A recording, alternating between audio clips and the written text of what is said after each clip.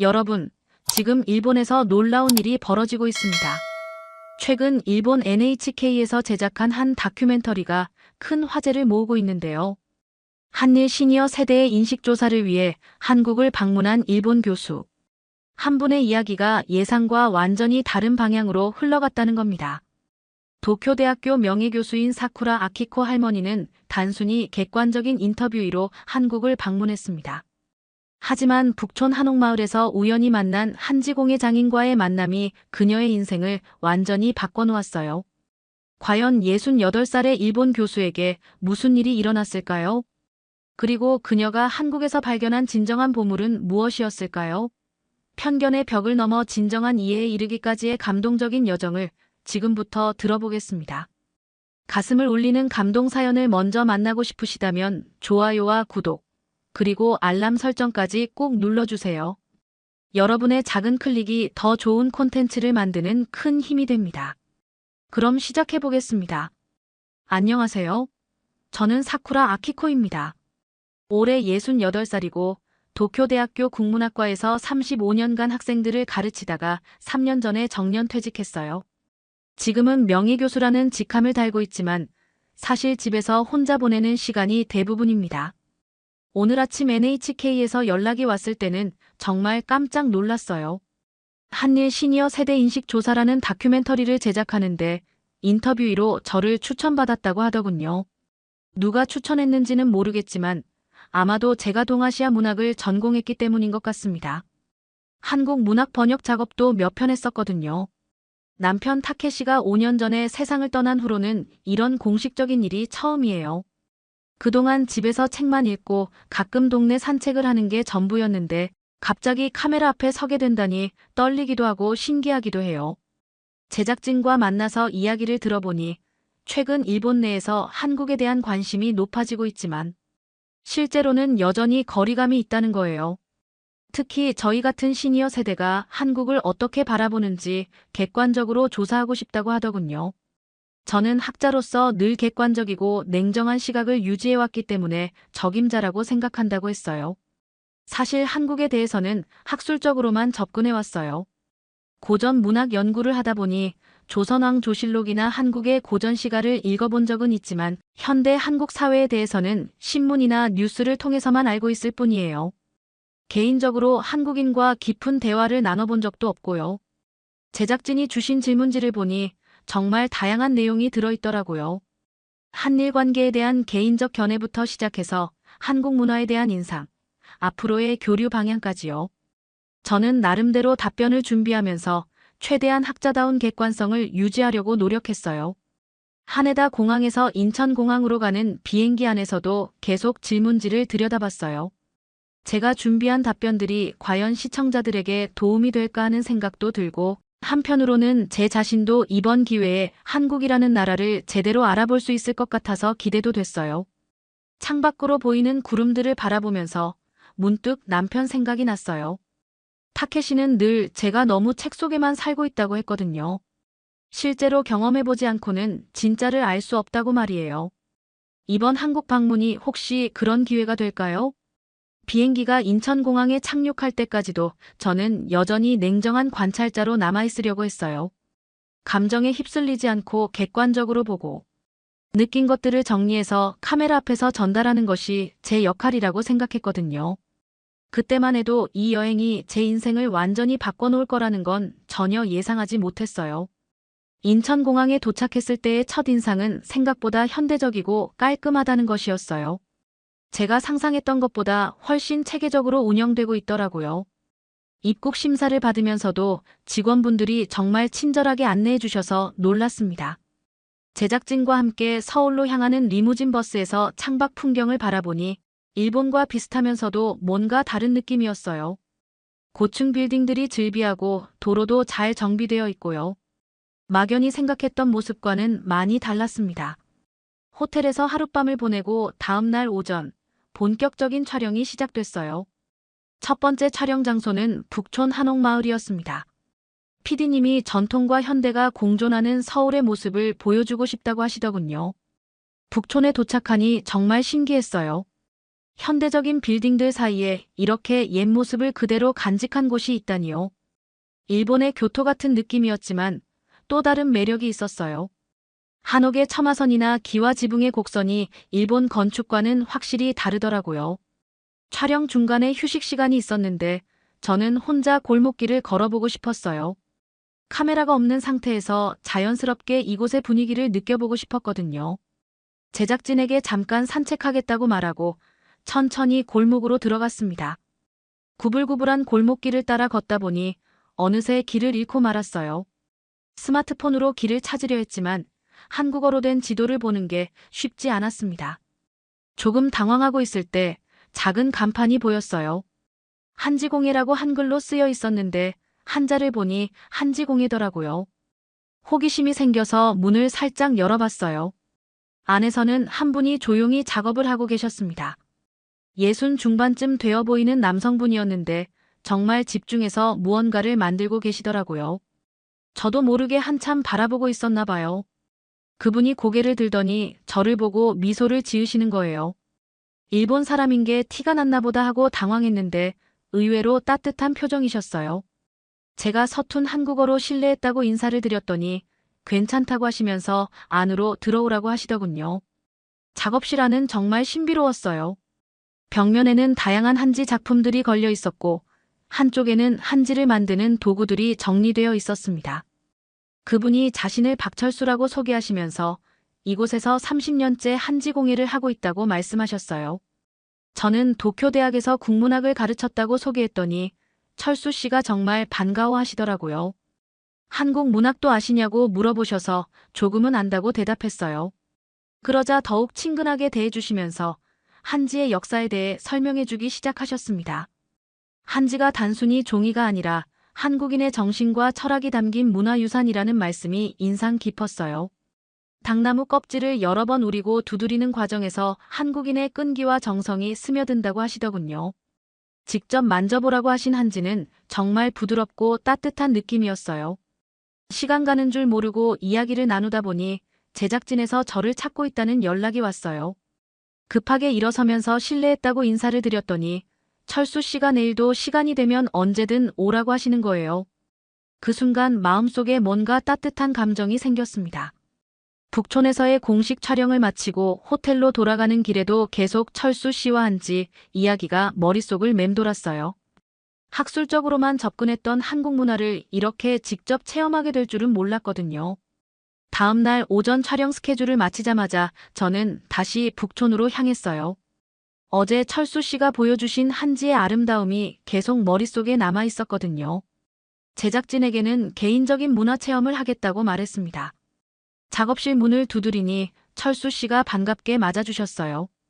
어제보다 더 편안한 표정으로 안으로 들어오라고 하시더군요.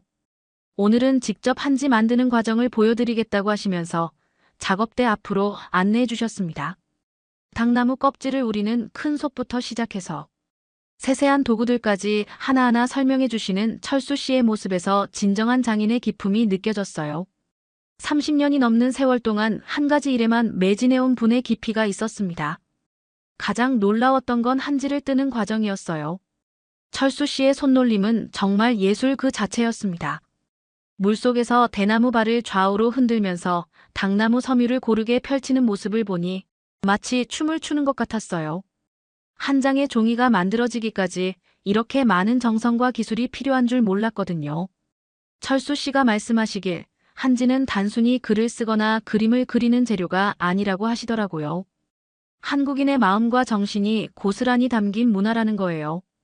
조선시대부터 이어져 내려온 전통 기법을 그대로 지키면서도 현대적인 감각을 더해 새로운 작품을 만들어내는 것이 자신의 사명이라고 하셨습니다. 벽에 걸린 작품들을 하나씩 보여주시면서 설명해 주시는데 정말 감탄이 절로 나왔어요. 전통적인 기법으로 만든 한지의 현대적인 디자인을 접목시킨 작품들이었는데 동양화의 여백미와 서양화의 역동성이 절묘하게 조화를 이루고 있었습니다. 특히 기억에 남는 작품이 하나 있었어요. 한지 위에 산수화가 그려져 있었는데 가까이서 보면 산과 강이 보이고 멀리서 보면 한 사람의 얼굴처럼 보이는 거예요. 철수 씨가 말씀하시길 자연과 인간이 하나라는 동양 철학을 표현한 작품이라고 하시더군요. 저는 일본에서 서예나 수묵화를 취미로 해본 적이 있어서 종이의 중요성을 어느 정도 알고 있다고 생각했어요. 하지만 한지를 직접 만져보고 그 위에 먹이 번지는 모습을 보니 일본의 와시와는 완전히 다른 특성이 있더라고요. 더 부드러우면서도 질기고 먹을 머금는 방식도 달랐습니다. 철수 씨가 직접 한지 위에 간단한 그림을 그려주셨어요. 대나무 몇 줄기와 새 한 마리였는데 단순해 보이면서도 깊은 의미가 담겨 있는 것 같았습니다. 대나무처럼 곱게 살되 바람에 굽힐 줄도 알고 새처럼 자유롭게 날되 둥지를 잊지 말라는 뜻이라고 설명해 주셨어요. 점심시간이 되자 철수 씨가 근처 전통찻집으로 안내해 주셨어요. 한국 전통차를 마시면서 나눈 대화가 정말 인상 깊었습니다. 철수 씨는 젊은 시절 일본에 유학을 간 적이 있다고 하시더라고요. 도쿄에서 2년 동안 도예를 배웠는데 그때 느낀 일본 문화의 섬세함이 지금도 작품 활동에 도움이 된다고 하셨습니다. 저는 그동안 한국 문화를 학술적으로만 접근했다는 사실을 솔직히 말씀드렸어요. 책으로만 읽었던 것들이 실제로 이렇게 생생하게 살아있다는 걸 처음 알았다고요. 철수 씨는 웃으시면서 문화는 머리로 이해하는 게 아니라 마음으로 느끼는 것이라고 하시더군요. 오후에는 제가 직접 한지 만들기에 도전해봤어요. 물론 처음이라 서툴렀지만 철수 씨가 옆에서 친절하게 지도해 주셨습니다. 대나무 발을 물속에서 움직이는 게 생각보다 어려웠어요. 힘의 균형을 맞추는 것도 중요하고 타이밍도 정확해야 하더라고요. 겨우 만들어낸 한지는 두껍기도 하고 울퉁불퉁하기도 했지만 제 손으로 직접 만든 첫 번째 한지라는 의미가 있었어요. 철수 씨가 그것도 충분히 아름답다고 격려해 주시니까 마음이 뿌듯했습니다. 작업실을 떠날 때 철수 씨가 제가 만든 한지를 정성스럽게 포장해 주셨어요. 그리고 내일도 시간이 되면 오라고 하시는데 목소리에 진심이 담겨 있었습니다. 저도 모르게 내일이 기다려지기 시작했어요. 사흘째 되는 날, 저는 어느새 철수 씨의 작업실을 찾아가는 것이 일상이 되어 있었어요. 아침 촬영을 마치면 자연스럽게 북촌으로 발걸음이 향했습니다. 철수 씨도 제가 올 시간쯤 되면 차를 우려놓고 기다리고 계셨어요. 그런데 그날은 뭔가 분위기가 달랐어요. 평소보다 철수 씨의 표정이 어둡고 말수도 적으셨습니다. 작업에 집중하시는 모습이었지만 어딘가 마음이 무거워 보이셨어요. 저는 혹시 제가 너무 자주 와서 방해가 되는 건 아닌지 걱정이 되었습니다. 점심시간이 되어서도 철수 씨는 밖으로 나가자는 말씀을 하지 않으셨어요. 평소라면 근처 식당이나 찻집으로 함께 가곤 했는데 그날은 계속 작업만 하고 계시더라고요. 저도 분위기를 파악하지 못해서 어떻게 해야 할지 몰랐습니다. 그때 작업실 문이 열리면서 한 분이 들어오셨어요. 철수 씨와 비슷한 나이의 남성분이었는데 철수 씨가 형님이라고 부르시더라고요. 두 분이 한국말로 대화를 나누시는데 저는 내용을 다 이해할 수는 없었지만 뭔가 심각한 이야기인 것 같았어요. 대화 중에 일본이라는 단어가 몇 번 들렸고 아버지라는 말도 나왔습니다. 그러면서 그 형님이라는 분이 저를 흘깃흘깃 보시는 게 느껴졌어요. 그제서야 저는 뭔가 잘못되었다는 걸 깨달았습니다. 형님이 나가신 후 철수 씨는 한참 동안 말이 없으셨어요. 저는 조심스럽게 무슨 일이 있으신지 물어봤습니다. 철수 씨가 깊은 한숨을 쉬시더니 천천히 이야기를 시작하셨어요. 형님이 걱정하시는 건 저와 철수 씨가 너무 가까워지는 것 같다는 거였어요. 일본 사람과 이렇게 친하게 지내는 게 좋지 않다고 하셨다는 거예요. 특히 철수 씨의 아버님이 일제강점기 때 강제징용으로 고생하셨던 일을 언급하시면서 그런 역사를 생각하면 조심해야 한다고 하셨다는 겁니다. 그 순간 저는 정말 충격을 받았어요. 그동안 철수 씨와 편안하게 지내면서 그런 역사적 배경은 전혀 생각하지 못했거든요. 물론 일제강점기의 아픈 역사는 알고 있었지만 그것이 현재를 살아가는 개인들에게 이렇게 직접적인 영향을 미친다는 건 실감하지 못했어요. 철수 씨는 자신은 개인적으로 일본에 대한 원망이 없다고 하셨어요. 젊은 시절 일본 유학 경험도 있고 일본 문화의 좋은 점들도 많이 배웠다고요. 하지만 아버님 세대는 다르다는 거예요. 직접 겪은 아픔이 있기 때문에 쉽게 잊을 수 없다고 하시더라고요. 저는 그때까지도 제가 단순히 한 개인으로서 철수 씨와 친분을 쌓는다고 생각했어요. 하지만 철수 씨에게는 제가 일본 사람이라는 정체성이 먼저 다가오는 거였죠. 그동안 느끼지 못했던 무게감이 갑자기 어깨를 눌렀습니다. 철수 씨가 말씀하시길 형님뿐만 아니라 동네 어른들도 비슷한 걱정을 하고 계신다는 거예요. 젊은 세대는 괜찮지만 나이 드신 분들은 여전히 일본에 대한 복잡한 감정을 가지고 계신다고요. 특히 요즘처럼 한일 관계가 어려운 시기에는 더욱 그렇다는 겁니다. 저는 그동안 제가 얼마나 안일하게 생각했는지 깨달았어요. 학술적으로만 접근했던 역사가 실제로는 이렇게 생생하게 살아있는 현실이었던 거죠. 책에서 읽었던 내용들이 갑자기 피부로 와닿기 시작했습니다. 그날 오후는 정말 어색했어요. 철수 씨도 저도 무슨 말을 해야 할지 몰라서 서로 눈치만 보고 있었습니다. 평소에는 자연스럽게 흘러가던 대화가 끊어지고 작업실 안에는 무거운 침묵만 흘렀어요. 저는 중간에 자리를 뜨고 싶었지만 그렇게 되면 더욱 어색해질 것 같아서 끝까지 있었어요. 하지만 마음은 편하지 않았습니다. 혹시 제가 철수 씨에게 부담을 주고 있는 건 아닌지, 앞으로 어떻게 관계를 이어가야 할지 고민이 되었거든요. 작업실을 나올 때 철수 씨가 미안하다고 말씀하셨어요. 개인적으로는 저와의 만남이 정말 소중하다고 하지만 주변 상황을 무시할 수는 없다고 하시더라고요. 저도 이해한다고 말했지만 마음속으로는 정말 복잡했습니다. 호텔로 돌아가는 길에 저는 계속 생각에 잠겨 있었어요. 개인과 개인의 만남이 이렇게 역사와 사회의 무게를 져야 하는 건지, 과연 이 벽을 넘어설 수 있는 방법이 있는 건지 말이에요. 그날 밤 호텔방에서 잠을 이루지 못했어요. 철수 씨와의 대화가 계속 머릿속을 맴돌았습니다. 제가 그동안 얼마나 순진하게 생각했는지, 그리고 무의식 중에 어떤 편견을 가지고 있었는지 곰곰이 생각해봤어요. 다음 날 아침 촬영에서도 집중이 안 되었습니다. PD님이 한일 관계에 대한 질문을 하시는데 며칠 전 같았으면 학자다운 객관적인 답변을 했을 텐데 그날은 달랐어요. 갑자기 모든 게 복잡하게 느껴졌거든요. 촬영을 마치고 북촌으로 가야 할지 말아야 할지 한참 고민했어요. 어제의 어색한 분위기 때문에 부담스럽기도 했고 혹시 철수 씨가 저를 피하고 싶어 하는 건 아닌지 걱정도 되었습니다. 하지만 결국 가기로 했어요. 이대로 끝낼 수는 없다는 생각이 들었거든요. 작업실 문을 열고 들어가니 철수 씨가 평소와 다름없이 작업을 하고 계셨어요. 저를 보시더니 어제처럼 어색한 표정이 아니라 차분한 미소를 지으시더라고요. 차를 한잔 하자고 하시면서 옆자리에 앉으라고 하셨습니다. 철수 씨가 먼저 입을 여셨어요. 어제 형님 때문에 교수님께 상처를 드린 것 같아서 밤새 생각이 많았다고 하시더라고요. 그리고 개인적으로 나누고 싶은 이야기가 있다고 하셨습니다. 철수 씨는 자신의 아버님 이야기를 들려주셨어요. 일제강점기 때 20살 나이에 강제징용으로 일본 광산에 끌려가셨다고 해요. 거기서 3년을 보내면서 정말 힘든 시간을 겪으셨다는 거예요. 해방 후에 고향으로 돌아오셨지만 몸과 마음에 상처가 많았다고 하시더라고요. 하지만 철수 씨 아버님은 아들에게 일본을 무조건 미워하라고 가르치지는 않으셨다는 거예요.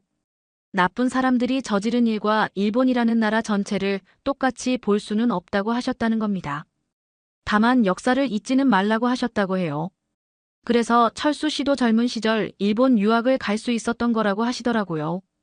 아버님이 반대하지 않으셨다는 거예요.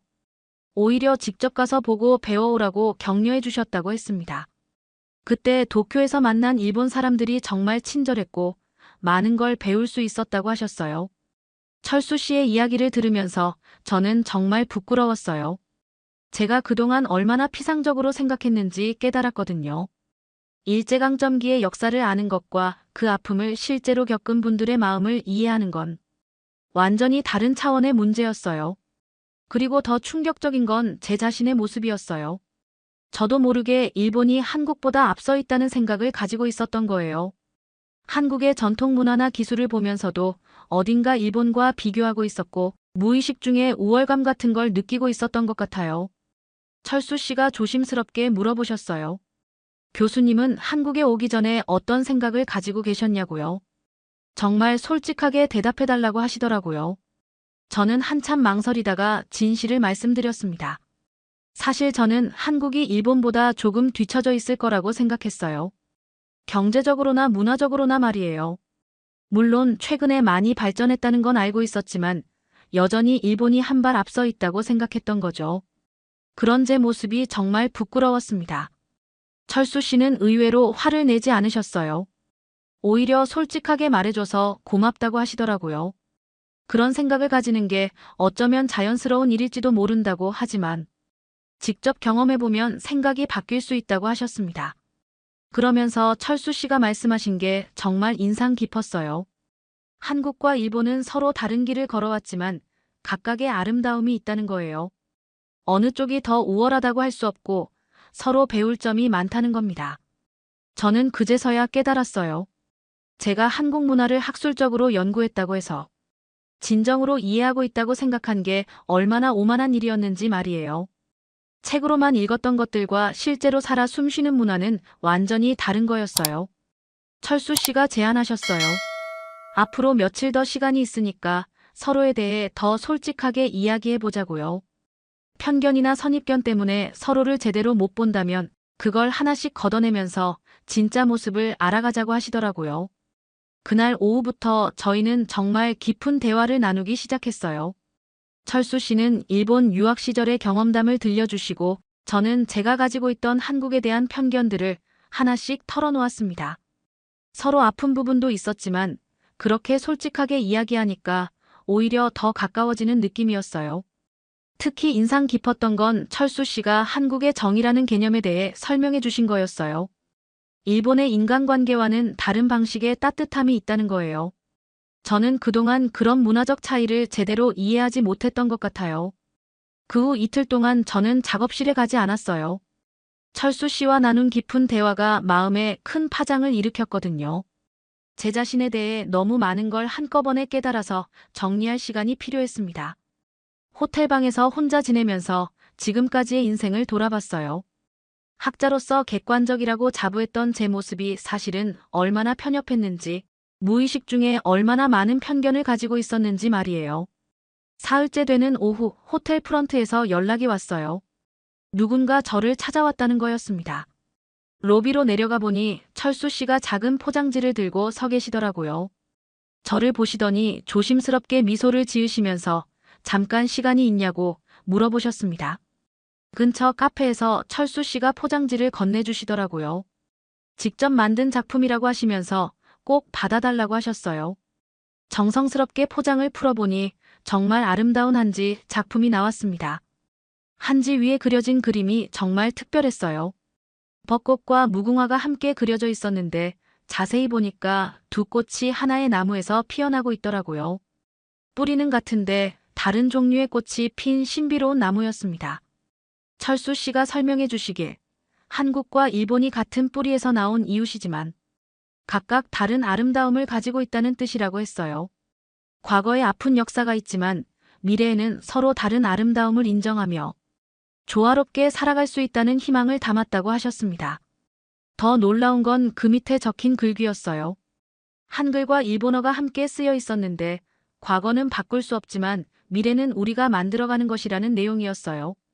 철수 씨가 직접 쓰신 글씨였습니다.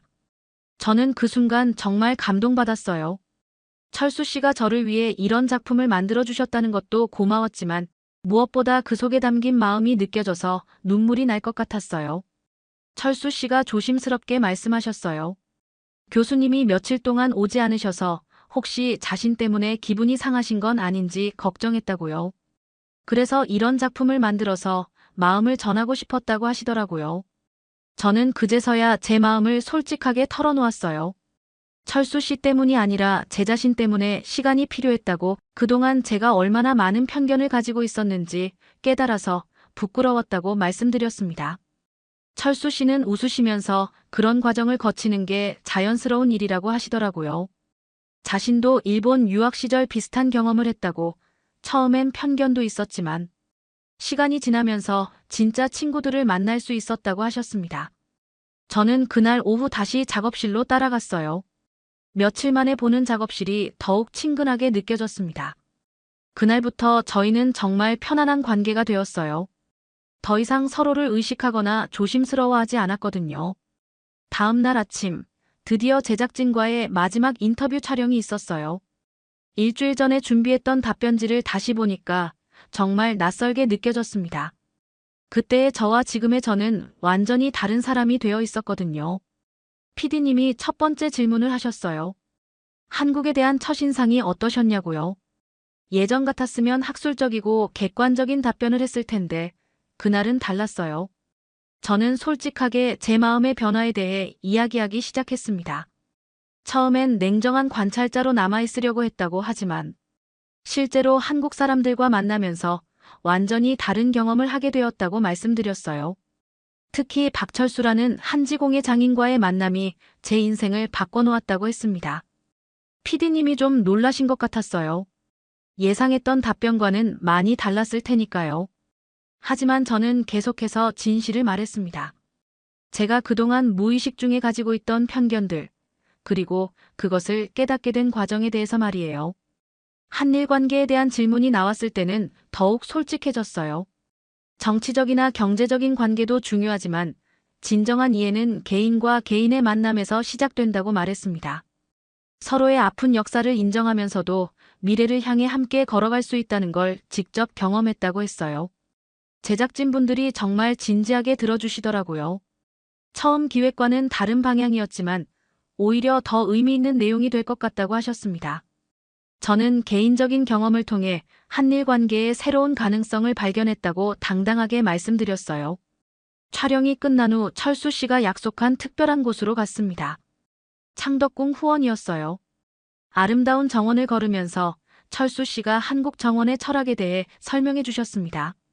자연과 인간이 조화를 이루는 것이 진짜 아름다움이라고 하시더라고요. 연못 앞 정자에 앉아서 차를 마시면서 나눈 대화가 정말 깊었어요. 철수 씨가 말씀하시길 정원처럼 한일 관계도 서로 다른 아름다움이 조화를 이룰 수 있다고 하시더라고요.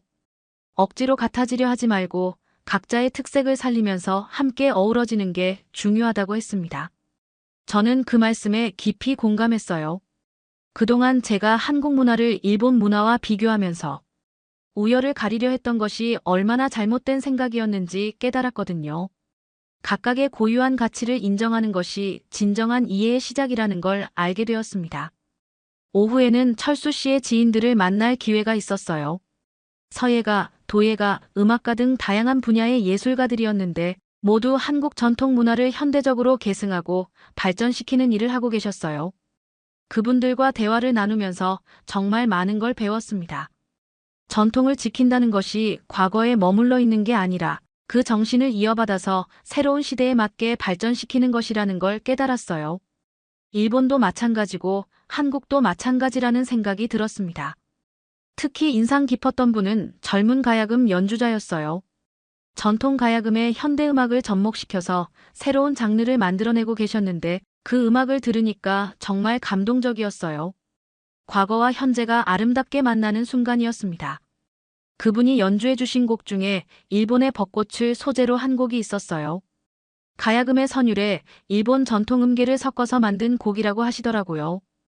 국경을 넘나드는 음악의 힘을 느낄 수 있었습니다. 저녁에는 철수 씨와 단둘이 조용한 한식당에서 식사를 했어요. 일주일 동안의 경험을 정리하면서 서로의 생각을 나누는 시간이었습니다. 철수 씨가 말씀하시길 저와의 만남을 통해서 자신도 많은 걸 배웠다고 하시더라고요. 저는 정말 감사한 마음이었어요. 이번 한국 방문이 단순한 다큐멘터리 촬영이 아니라 제 인생의 전환점이 되었다고 말씀드렸습니다. 그리고 철수 씨를 만날 수 있어서 정말 행운이었다고 했어요. 식사를 마치고 작업실로 돌아와서 철수 씨가 마지막 선물을 주셨어요. 제가 처음 만든 서툰 한지를 정성스럽게 액자에 넣어주신 거였어요.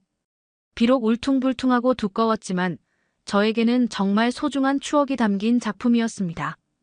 그날 밤 호텔로 돌아가면서 저는 내일 일본으로 돌아간다는 게 정말 아쉬웠어요. 하지만 동시에 새로운 다짐도 생겼습니다. 이번 경험을 바탕으로 진정한 한일 문화 교류를 위해 제가 할 수 있는 일들을 찾아보겠다고 마음먹었거든요. 한국에서의 마지막 날 아침, 저는 일찍 일어나서 창밖을 바라봤어요. 서울의 아침 풍경이 일주일 전과는 완전히 다르게 보였습니다. 같은 건물들, 같은 거리인데 제 마음이 바뀌어서 그런지 모든 게 친근하고 따뜻하게 느껴졌어요. 짐을 정리하면서 철수 씨가 주신 한지 작품들을 조심스럽게 포장했습니다. 특히 벚꽃과 무궁화가 그려진 작품은 제게 특별한 의미가 있었어요. 이 작품을 볼 때마다 한국에서의 경험과 철수 씨의 따뜻함을 기억할 수 있을 것 같았거든요. 오전에 철수 씨가 마지막 인사를 하러 호텔로 오셨어요. 공항까지 배웅해 주시겠다고 하셨지만 저는 작업실에서 마지막 시간을 보내고 싶다고 말씀드렸습니다. 그곳이 저에게는 정말 특별한 공간이 되었거든요.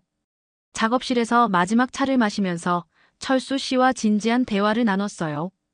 철수 씨가 먼저 말씀하시길 이번 일주일이 자신에게도 정말 의미 있는 시간이었다고 하시더라고요. 일본 사람과 이렇게 깊이 있는 대화를 나눈 건 유학 시절 이후 처음이라고 하셨습니다. 저도 솔직한 마음을 털어놓았어요. 한국에 오기 전에 저와 지금의 저는 완전히 다른 사람이 되었다고, 특히 철수 씨를 만날 수 있어서 정말 행운이었다고 말씀드렸습니다. 그리고 이런 만남이 더 많이 이루어진다면 한일 관계도 달라질 수 있을 거라고 생각한다고 했어요. 그때 철수 씨가 정말 놀라운 제안을 하셨어요. 혹시 앞으로도 이런 문화교류를 계속할 수 있는 방법이 없을까 하고 말이에요. 작은 규모라도 한일 문화교류센터 같은 걸 만들어서 양국의 예술가들이 만나고 배울 수 있는 공간을 만들고 싶다고 하시더라고요. 저는 그 말씀에 정말 감동받았어요. 저도 똑같은 생각을 하고 있었거든요. 일본으로 돌아가서 이런 경험을 혼자만 간직하고 있기보다는 더 많은 사람들과 나누고 싶었어요. 특히 제가 가진 학술적 배경과 네트워크를 활용할 수 있을 것 같았습니다. 저희는 그 자리에서 구체적인 계획을 세우기 시작했어요. 우선 저는 일본에서 한국 문화에 관심 있는 학자들이나 예술가들을 찾아보기로 했습니다. 철수 씨는 한국에서 비슷한 뜻을 가진 분들과 상의해 보시기로 했고요. 물론 당장 큰 일을 벌일 수는 없겠지만 작은 것부터 시작해 보자고 했어요. 예를 들어 한지공예 체험 프로그램이나 양국의 전통 예술 교류전 같은 것들 말이에요.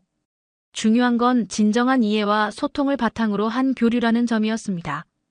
철수 씨가 말씀하시길 정치나 경제적인 이해관계를 떠나서 순수하게 문화와 예술을 통한 교류가 가장 의미 있다고 하시더라고요. 사람과 사람 사이의 진실한 만남에서 진정한 우정과 이해가 생긴다는 거예요. 저도 완전히 동감했어요. 이번에 제가 경험한 것처럼 직접 만나서 이야기하고 함께 무언가를 만들어보는 과정에서 편견은 자연스럽게 사라지고 진정한 이해가 생긴다는 걸 깨달았거든요. 작업실을 떠날 시간이 다가왔을 때 철수 씨가 마지막 부탁을 하셨어요. 일본에 돌아가서도 계속 연락을 주고받으면서 이 꿈을 현실로 만들어보자고 하시는 거예요. 그리고 언제든 한국에 오고 싶을 때는 연락하라고 하셨습니다.